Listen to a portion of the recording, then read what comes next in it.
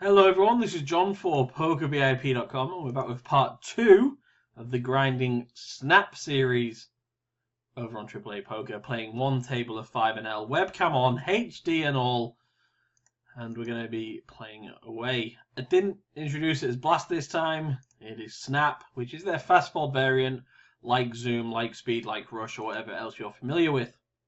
Playing one table as requested, and just talking more in depth about why we're doing and what we're doing. If you've not seen part 1, go and check it out. It was only just released, so you can see what we sort of learned there. But basically, the main thing we learned was how tight the blinds are. Small blind was limping a lot, so if we're going to see more of that, we're going to start 4xing it to get them to fold a lot more pre-flop. And also we're going to start opening button and cut off a lot wider. People make a lot of mistake of just folding a bit too early. You know, they sort of like think, oh, I've got like ace-9 off in the cutoff. Maybe I'll fold that and wait for a better hand. Should probably just open it because all the blinds are sitting out. And same thing goes, like a lot of people have the leak of sort of like fast folding their small blind too often and not stealing the big blind enough, or also just not re-stealing enough big blind versus button and small blind. So we're going to take advantage of them. Here though, great spot, open under the gun, flop top 2 pair on a very dry board. So I've gone kind of like half pot, slightly over half pot. And on the river I'll go slightly over half pot again. You know, we're just hoping he's got like a hand like ace-10 and can call. Possibly made like a 2 pair with ace-9. But yeah, we're often going to get a fold there, but obviously we're in position, so there's nothing else we can do but bet. We can maybe think about going even smaller, like a third of the pot. That might be better, but we really want to get the most money possible, and half pot, slightly over half pot, slightly over half pot makes a lot of sense there. Okay, I think this might be a good spot for a re-isolation. Basically when actually I think this is still a good spot. Basically when a weak player limps, a good player will ISO by 4xing, which just means to get it heads up. You know, sometimes they just have a hand, but generally like they'll just be getting heads up with quite a wider range, trying to steal the dead money that's in the pot. And also, yeah, just like, you know, stop people coming in behind them. So I like the re-ISO, where we just go ahead and raise it up and hopefully take down the pot pre-flop. Quite often they will just fold very quick because they opened, you know, they ISO'd with a wider range. Once this guy calls behind as well, still gives me the same incentive. I mean, his hand is going to be basically mid-pairs, some broadways. Nothing super strong because he would have gone ahead and put in the 4th bet as well. Get 2 callers, however, and we see a interesting flop. We see a 3-4-6. Now, bear in mind, a lot of these guys are going to have like pocket pairs, and they're also going to have some, you know, broadways. I still think it's fine for us to bet because there's so much money in the pot. We block a hand like aces and 10s, which are very strong and well within our range. We would certainly go ahead and bet 10s, jacks, queens, kings, and aces here. So we're just going to play it exactly the same as we would with a hand like that. Also, as well, if someone does call, we can then go ahead and represent cards like jack, queens, kings, or even start to get value for aces and 10s. You know, we're assuming like the best sort of pair this guy can have is 9s. And the reason we say 9s is because we hold a 10, so it's just like less likely he can have a 10. Because we believe, you know, jacks pre-flop would go ahead and re-raise. So we're really just putting them under a lot of pressure with those kind of hands. So if I do get called and one of those good cards does come off, then of course we can carry on. Here we get jammed on, which is very strange. I don't know. I mean, he should basically just be jamming with no hand at all. I literally should have a 0 jamming range here because, well, say he's got a set, he should let us keep bluffing. Say he's got aces, he should let us keep bluffing. Say he's got 8s or 9s, he doesn't know if is this a value jam or is this a bluff. You know, he's just going to make it be really easy for us to call him. So I think this is a bad jam, even though he probably does have me beat. And if it is a bluff, it works because I only have ace high. But generally here, I'm going to be bet calling any value range that I have. And I'm only going to be folding my bluffs, which I don't have that many of in that spot. I hope all of that made sense. Please have any comments below, any questions. I can definitely cover more of it.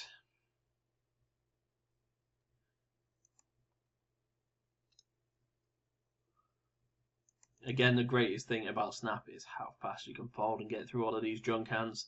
So here I think it's a good spot for us to hang around. You know, we notice people like fold a lot, so we're going to play more buttons. However, The pot has been opened, so we can now go ahead and fold. We don't want to call, we don't want to 3-bet from the button. We want to just be making lots of good min raises to go ahead and steal those blinds. Same with ace deuce, we're going to try and steal the big blind. We're just going to go for a 3x here. Remember, they can't fast fold, but obviously, you know, you're in the big blind. It's kind of hard to get big hands. I think we can just go ahead and bet once here and be done if he calls. King high flop, we can certainly ref that well. Get check turn and fold 20 action and basically give up on the river, which we have to do there. So 0 for 2 so far, but correct plays. Ace 5 here again. Blinds are, you know, folding a lot, so we would have opened, but once it's been opened ahead, we can go there and fold. No woolly hat on today. Getting the receding hairline out. I think this is a nice spot for a 3-bet. And about 3x will always be about right here in position. Get called for a pretty decent flop because we can go ahead and represent the ace. And we can also, you know, improve with our gut shot or backdoor flush draw. And I love on these dry ace flops how small we can bet with our bluffs and also our value. So say we've got pocket aces here, we can bet 41. Say we've got 5-5, we can bet 41. And again, this is a board we should just never get raised on. So we should always be able to bet knowing that we're going to see the turn card, which is good when you have a backdoor draw and a gut shot. Then go ahead and barrel here. Obviously not going to win too much with 5 high, so going to bet once more and then probably give up on any river. And we've actually been check min raised here, which is very strange. Maybe as I had like ace x of diamonds, a set or 2 pair. But when you're holding 5 high, you're going to want to fold. But if that turn was a heart, then of course we peel because we have the gut shot and the flush draw. And we're getting the right price and the implied odds to go ahead and stack him. So 0 out of 3. Off to a great start today, guys. But as you all know, we never edit a video or not put one out if things don't go our way. The main thing is learning, understanding, and reacting. So that is exactly what we're going to try and do. Easy raise blind versus blind.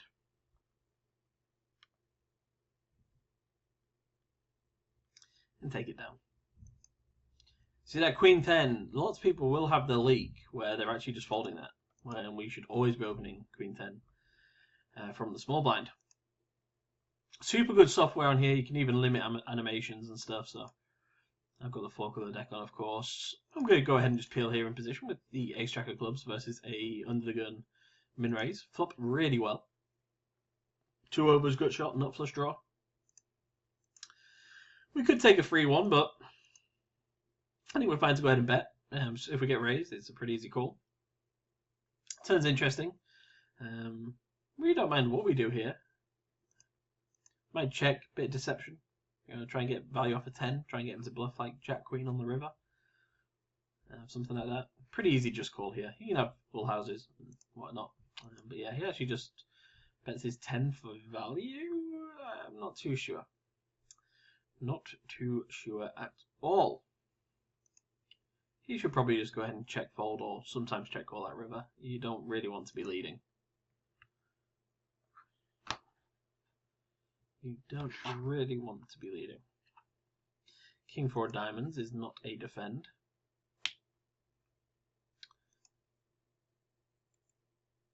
If you want to get signed up as well and give 888 a go, you can find the link below.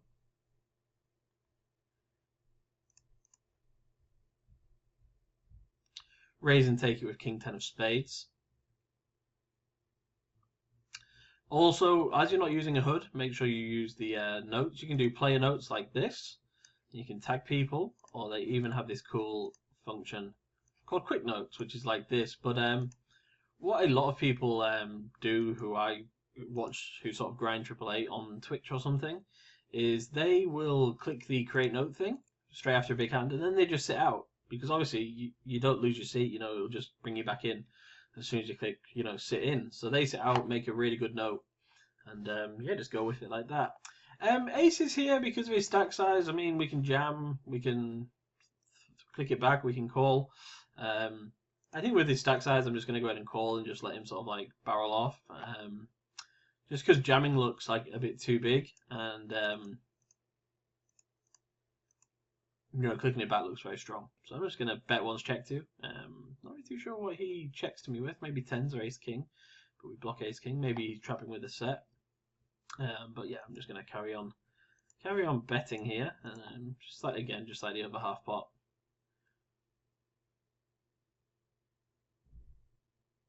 He min raises, we just put him all in. Don't feel great about this at the moment. Oh.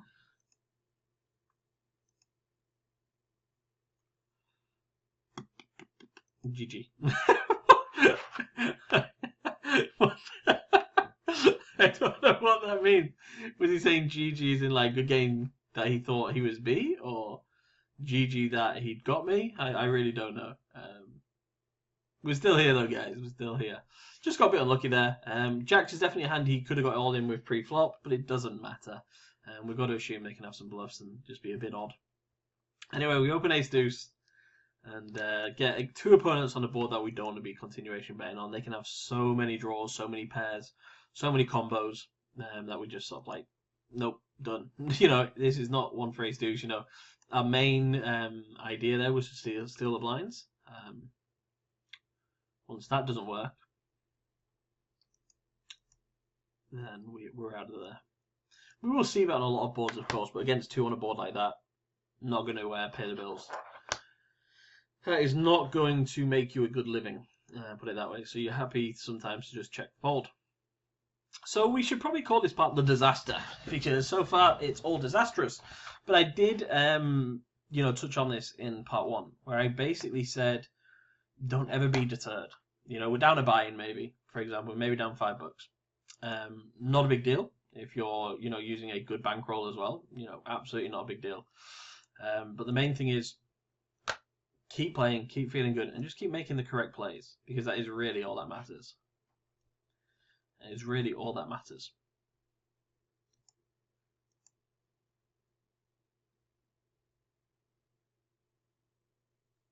Ace Jack, we raise.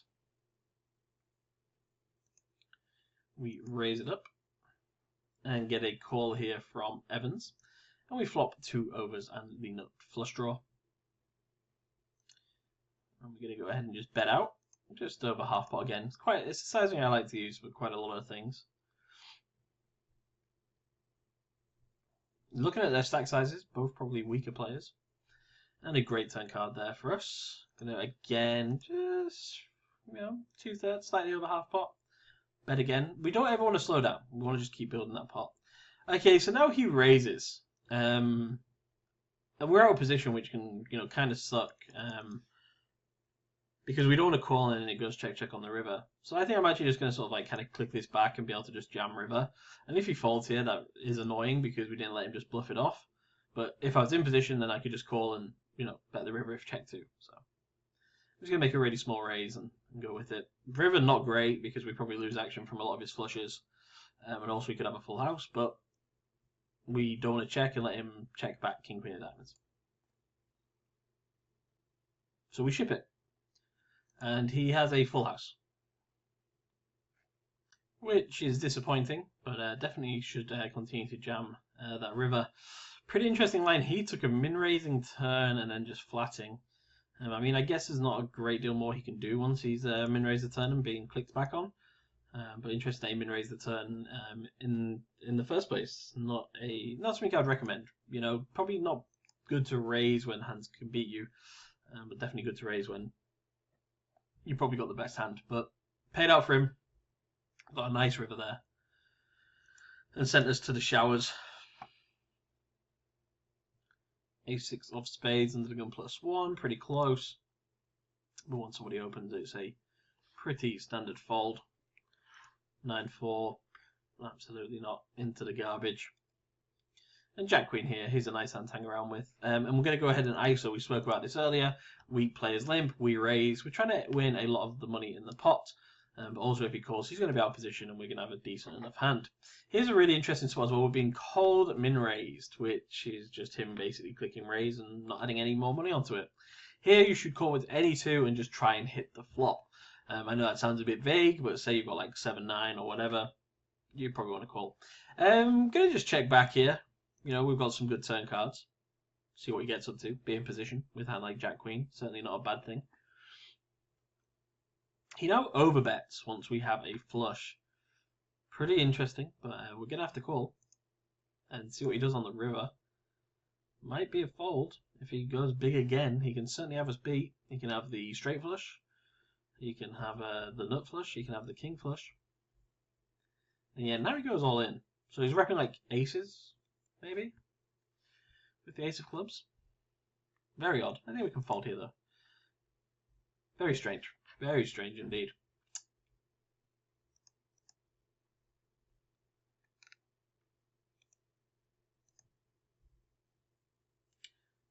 Pots you won. Don't think the stats really work well here. I know the auto top up can fail and the stats can fail a bit. We'll reset it. We'll make sure it all looks fine. King 10, Razy Daisy. In the cutoff, of course. Should be opening King 10 all the time. And take it down. So blinds, maybe not being as passive as they were for part 1, but still definitely plenty of money to be made in them. We're going to go ahead and try it here with the 6-8, and I think min raising is absolutely fine still, guys. I don't think we always need to be like, going bigger or bigger. I think we can continue to min raise.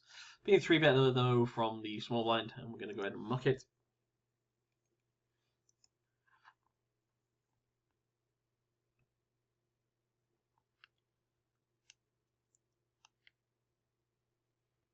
The old 9 Dewey. It's a shame you can't fast fold the big blind. I wonder why that is. I mean, I understand if someone limps, then you have to play it, I guess. I guess that is the only way. I guess that makes sense. They should just make it so you can't limp in poker, right? That would be easier. 7-8, we're going to go ahead and raise. And take it. See how quick they fold as well, guys. It's like bang, bang, they're out, they're gone. So just always remember that. Ace 3 again, hanging around. Want to go ahead and raise that big blind, but once it's opened, we move on.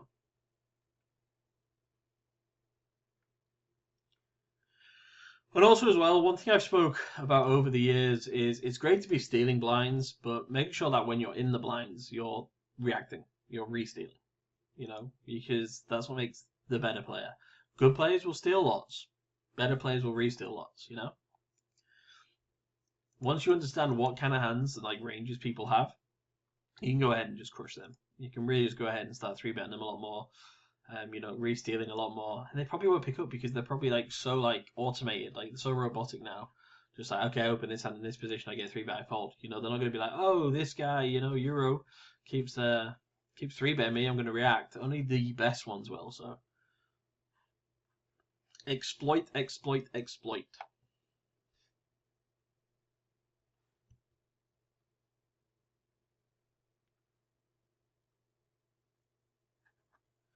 Hold it. Get through tons of hands. So many.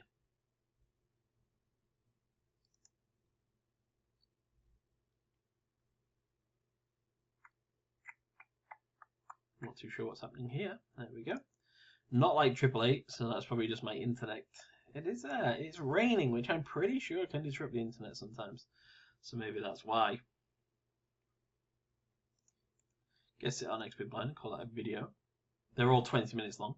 Because we're one tabling, they can't be too long. Someone's actually a bit shorter. Normally you get a string. Like yesterday we got 10 hands. That was a terrible, terrible session. That was probably one of the worst I've had whilst making a video. And I know some of you might be thinking, but you lost every hand. Why should I take this? Please just see the good points of it. Understand the strategies. And just know that if we do that same thing 100 times, then we make money. If we jam that river, if we raise that turn, if we isolate here, if we bet this flop, if we continually do it in that spot, it becomes profitable. It's not all about instant results and short term. I think that's where a lot of players get these things wrong. They, look at their results like I'm down. Okay, I lost kings into aces. I should, I bet here and he didn't fold when he should have. If it's always just remembering the long-term thing. Dobrin said it best. His long-term, his life of poker is not over yet because he hasn't stopped playing. Variance evens out after a very long period of time, after a very large sample. So just keep studying, keep learning the best strategies, keep implementing them, and it'll all come good. And that's how you then start to move up. Just this session happens. It happens to me. You've seen it. You're not just the ones running bad. You're not just the ones running into spots.